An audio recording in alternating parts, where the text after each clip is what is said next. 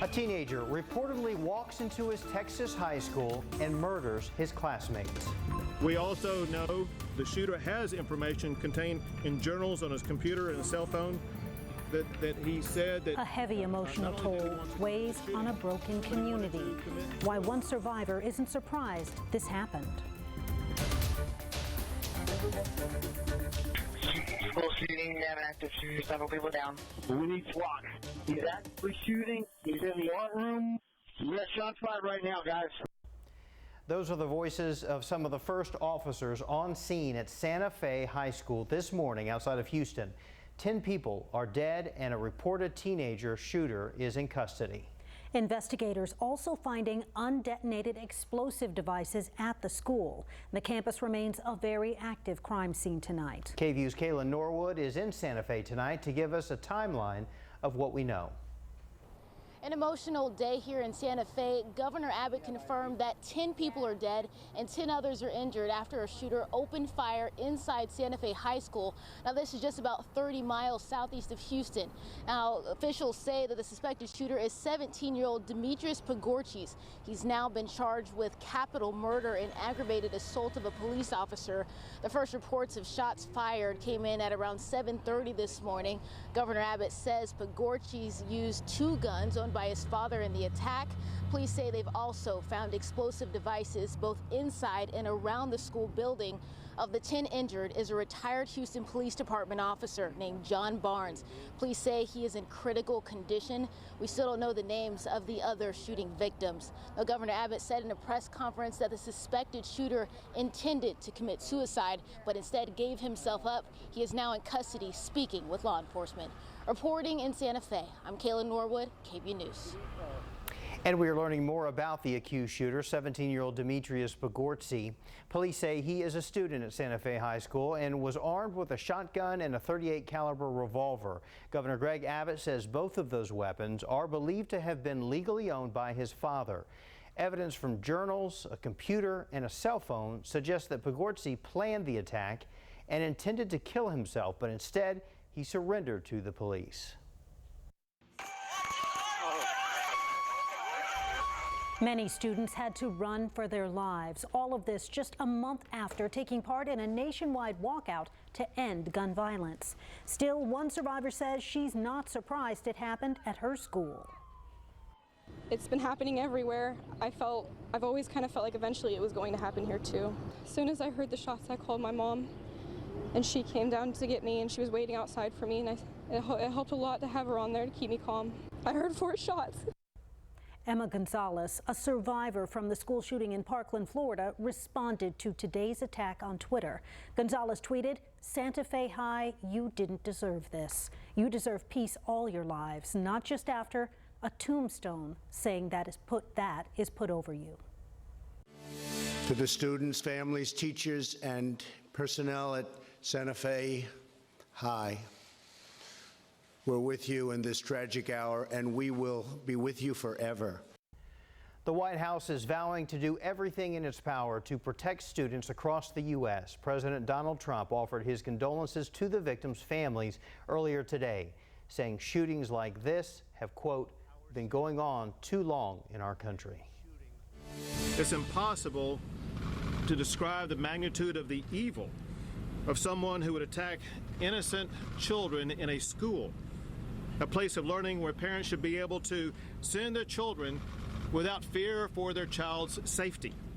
Governor Abbott traveled to Santa Fe today to comfort the victims' families and give an update on the investigation. Abbott has ordered all flags be lowered to half-staff in remembrance of those killed.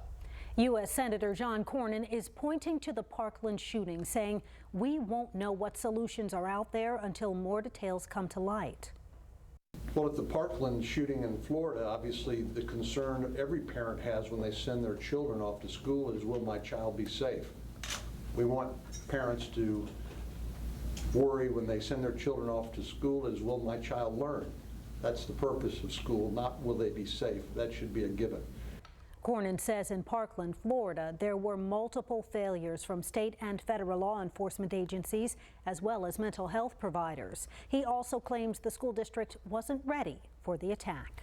Gun activist groups are coming forward to offer solutions after this latest deadly school shooting. We brought in leaders from 2 of those groups to talk about what they believe the state needs to do to keep its children safe. Ed Scruggs from Texas Gun Sense says shootings like these can be stopped with the right legislation.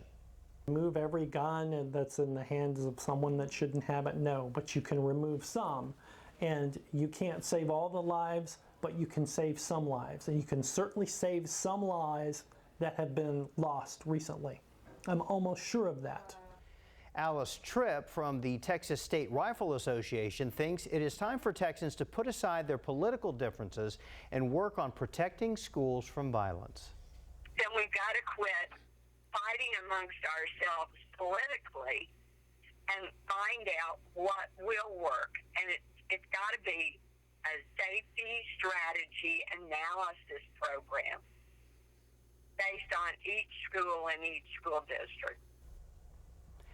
We're going to continue to provide updates for you throughout the night, and as always, you can visit KVUE.com or log on to the KVUE News app for new information as soon as it comes in. And turning now to the weather, there's not a whole lot of change in our forecast, but you know what? That could be a good thing depending on how you look at it. KVUE Chief Meteorologist Albert Ramon is here. Albert, we've been flirting with a record high today. Yep, we broke the record once again at Austin Bergstrom International Airport with 96 degrees. Old record 95 set back in 2013. 95 today, just 2 degrees shy of the record at Camp Mabry.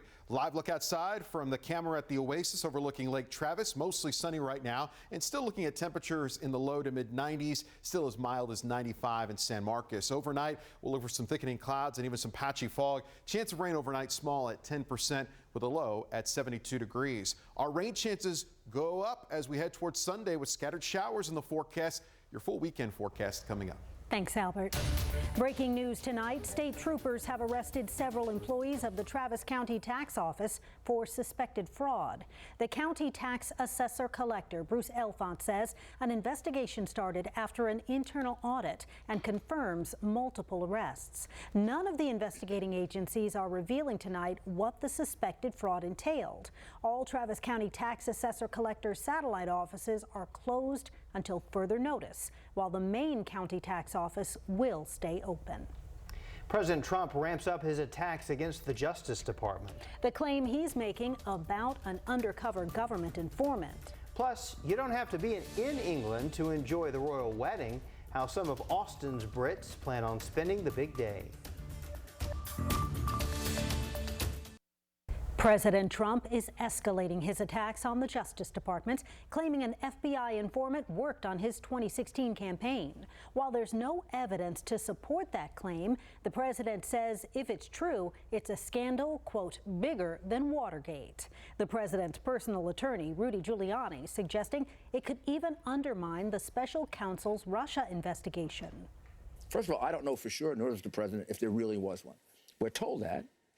Told that by whom? We're told that by people who, for a long time, we've been told that there was some kind of infiltration. Meanwhile, one of the president's top allies is demanding the Justice Department hand over classified information about a reported intelligence source linked to the Russia investigation. The New York Times reports that at least one government informant met with former Trump campaign aide Carter Page and George Papadopoulos on several occasions. The White House is trying to shore up a highly anticipated summit between the U.S. and North Korea. President Trump wants to lure Kim Jong-un's regime back to the bargaining table after the North threatened to cancel the meeting. This comes after National Security Advisor John Bolton suggested the U.S. take the same approach with North Korea as it did with Libya in 2003. That approach led to the brutal killing of dictator Muammar Gaddafi. But now the president is contradicting Bolton, promising Kim Jong-un very strong protections if his country strikes a deal, even claiming that a deal would make North Korea, quote, very rich. All eyes on the UK. The royal wedding excitement is in full swing, even right here in Austin. How several Austinites are getting ready for the big event.